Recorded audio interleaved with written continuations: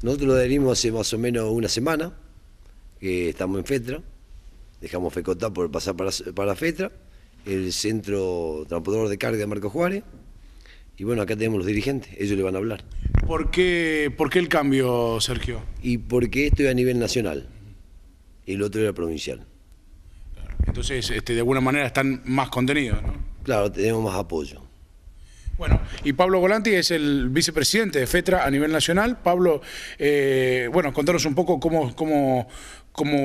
qué es lo que han venido hoy, han estado charlando con los camioneros en Marcos Juárez, un poco qué es lo que le están dejando a los nuevos afiliados. Lo que hicimos fue, primero, bueno, a Sergio lo conocíamos, a miembro de la comisión también, de otras oportunidades. Lo que hicimos fue venir, conocer la filial, presentarnos, hablar con los transportistas. Esto lo hacemos siempre con cada nueva filial que existe en el país. Y bueno, y después lo que hicimos fue recorrer dadores de carga de aquí de Marcos Juárez, como fue AFA, la cooperativa, bueno, ¿cómo se llama? General Paz, que depende de ACA, y algún acopiador privado, en donde les explicamos de las disposiciones nacionales, con las resoluciones que sacó la Secretaría de Transporte de la Nación, y con las resoluciones de la FIP. Bueno, nos ha ido bastante bien con AFA, casi que estamos en un acuerdo en lo que es a la tarifa y a respetar lo que el Gobierno de la Nación ha establecido como un flete sostén a nivel nacional, en donde está contemplado bajo y ha salido bajo un estudio de costo que ha hecho la Federación junto con la Subsecretaría de Transporte de la Nación, y en donde están contemplados todos los ítems que le corresponde al camionero pagar, con la consiguiente ganancia para que pueda arribarse a esa tarifa, que es una tarifa que para la zona que es totalmente pagable, es al dador de la carga, que mal llamado que es el que paga la tarifa, o que paga la tarifa es el productor agropecuario, no le insume demasiado costo, ya que las tarifas que estaban de referencia eran muy parecidas. Esta es un poquito más alta por las cuestiones que a nosotros nos insume el gremio de camioneros como dueño de camión, como insume todo lo que sea gomas, combustibles, y con los incrementos que hemos tenido en el último año, ¿no?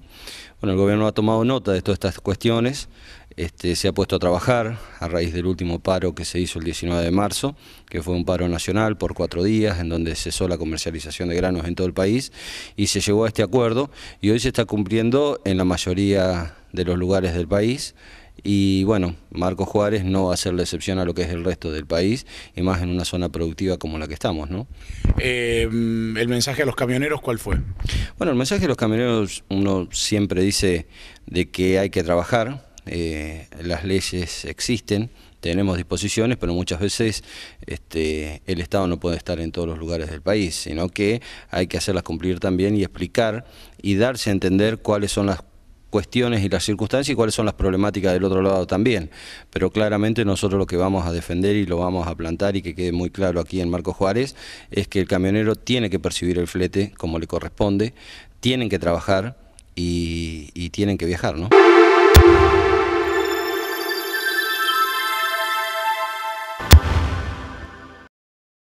En el acta de acuerdo que firmamos con el gobierno habla de distribución de cargas, porque nosotros somos los mayores prestadores de servicio que tiene el campo.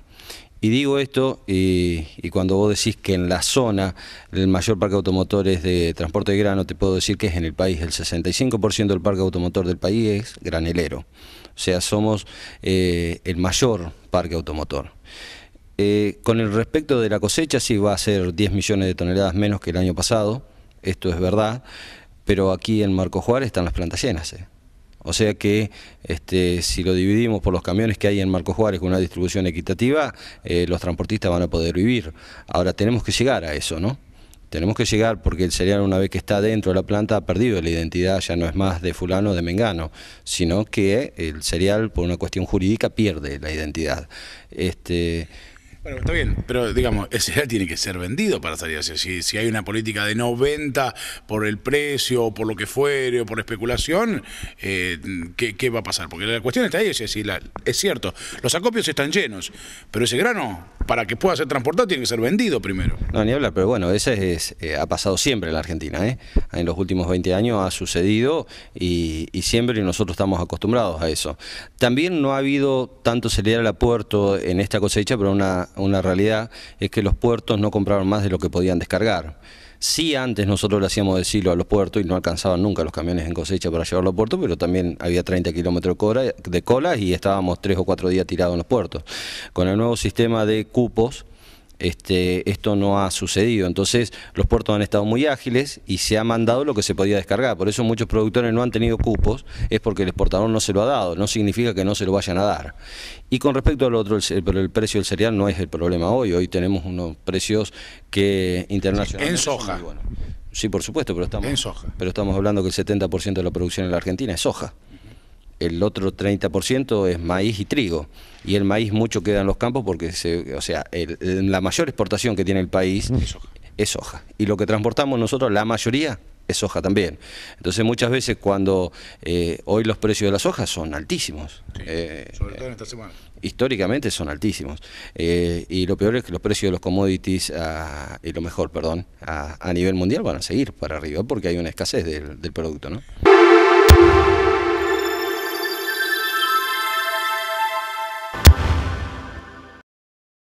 Bueno, con el tema de la cobertura médica has dado en un punto que es increíble. Nosotros hemos hecho un estudio a nivel país, e increíblemente que somos pequeños empresarios del transporte, y tenemos algún chofer, el chofer lo tenemos en blanco, pero nosotros no nos pagamos una obra social, nosotros porque no nos alcanza, pero sí nos pagan a nosotros una tarifa del 10 y el 15% menos que nosotros podríamos cubrir una asistencia social. Bueno, no lo están haciendo la mayoría de los camioneros, no tienen cobertura social, estamos hablando de obras sociales, pero sí el chofer.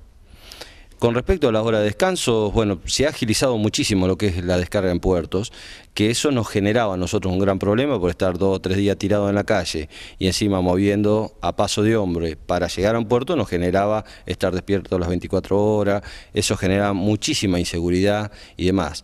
Lo que sí que nosotros siempre decimos, y históricamente la Federación lo ha dicho en sus más de 60 años de vida, es que el transporte de cereales nosotros lo consideramos un servicio público impropio. ¿Por qué? Porque nosotros tenemos que descargar en el puerto y sea a las 2 de la mañana, a las 3 de la mañana, a las 5 nos tenemos que volver rápido para nuestro lugar de origen, porque si no la máquina se para y hay que levantarlo el cereal.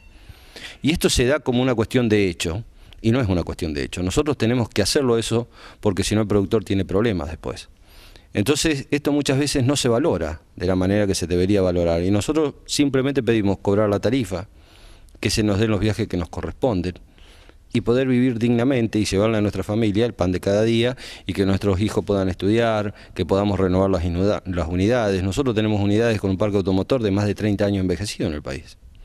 Y esto fue a causa... Eso que en el último tiempo se ha renovado bastante, ¿no? Sí, exactamente, pero no los propietarios de camiones. Sí productores agropecuarios que compraron camiones, sí cooperativas que compraron camiones, pero realmente el que transporta la riqueza del país no lo pudo renovar su unidad.